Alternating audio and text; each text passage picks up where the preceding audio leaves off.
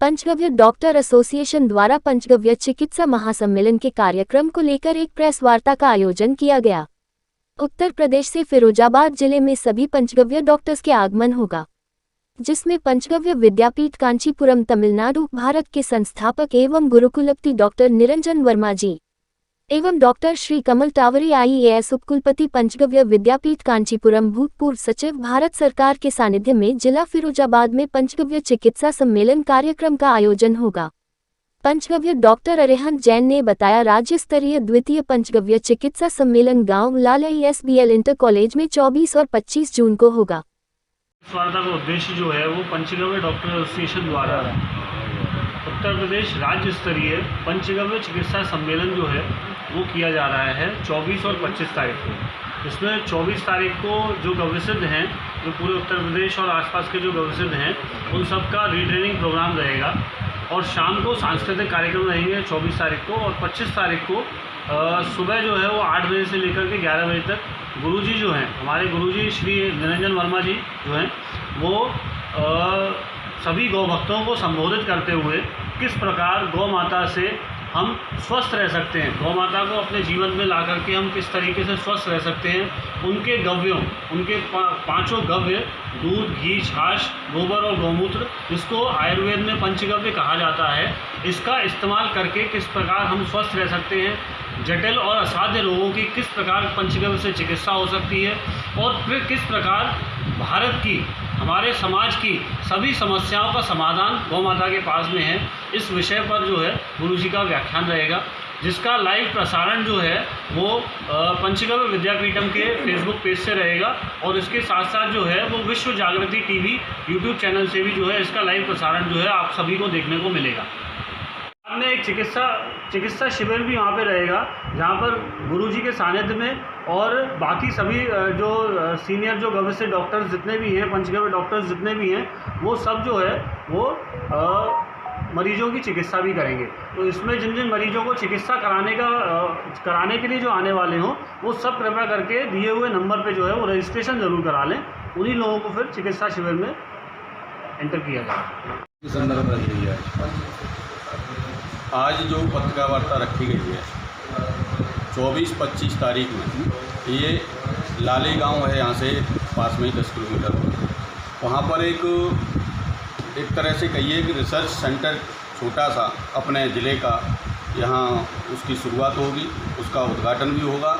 और अपने कांचीपुरम से डॉक्टर निरंजन वर्मा जी, जो वहाँ यूनिवर्सिटी गव्य सिद्ध की जो यूनिवर्सिटी है, पूरे देश में एक ही यूनिवर्सिटी है जहाँ गव्य सिद्ध लोगों को मतलब वहाँ डिप्लोमा दिया जाता है, डिग्री दी जाती हैं, वहाँ उसकी शिक्षा दी जाती है तो गाय के ऊपर, तो वो भी इस कार्यक्रम में आ रहे हैं। और इसके साथ में मुख्य वजह ये है कि गाय हम सब लोगों से दूर होती जा रही है। हम लोग गाय की महिमा को समझ नहीं पा रहे हैं, इसलिए गाय दर दर की ठोकरें भी खा रही है। सरकार की मंशा के अनुरूप काम नहीं हो पा रहा है। बाबा जी चाह रहे हैं, बाबा जी ने कई गौशालाएँ यहाँ अभी 30-32 अस्थायी गौशालाएँ फिर खुलवाई हैं, लेकिन जो काम होना चाहिए वो नहीं हो रहा है, हम सब लोग जानते हैं। तो इसकी समाज के बीच में ये विषय जाए कि गाय हमारे लिए इतनी महत्वपूर्ण है, तो वो गौशाला में जाएगी नहीं। हम जब ये समझ जाएंगे गाय का दूध, गाय का मूत्र, गाय का गोबर, पंचगव्य से चिकित्सा, गाय के गोबर मूत्र से खेती, जो मूल जो उसका स्रोत है, जो खाद जिसको हम प्रयोग करने लगे, आज हम उससे भटक गए, तो उसके साथ साथ में हमें कितनी बीमारियां हमको मिल गई हैं। कैंसर जैसे असाध्य रोग गांव-गांव फैल रहे हैं और यहाँ अपने ज़िले में तो एक भांडरी गांव है, उसमें हर घर में कैंसर का रोगी है और उनकी मौतें हो चुकी हैं।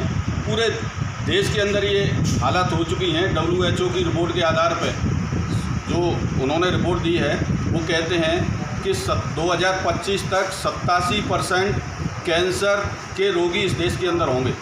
अगर इस तरह की स्थिति बनी रही तो आगे जो 87%, हम 87% नहीं मानते, 50%, 40% भी अगर ये इस तरह की स्थिति बनती है तो हमारे देश का क्या होगा। ये भारत देश है, दुनिया का सबसे बड़ा कैंसर वाला देश बनने वाला है। अगर हम यहाँ से नहीं बदले तो हम ये गौ सेवा के माध्यम से मैं इस कार्यक्रम में अध्यक्ष के रूप में रहूँगा और इस महिमा के माध्यम से जो गौ आधारित खेती हम लोग कराना शुरू किए हैं, गाय के बारे में सब लोगों को जानकारियाँ दे रहे हैं, बैठकें कर रहे हैं, प्रशिक्षण करा रहे हैं। और यहाँ सब जगह हम लोग ये यहाँ देखिए, ये गाय के गोबर से गणेश बनाए गए। ये सामान्य ऐसे ही नहीं बना दिए गए, ये गणेश बन गए और बिक्री हो गई।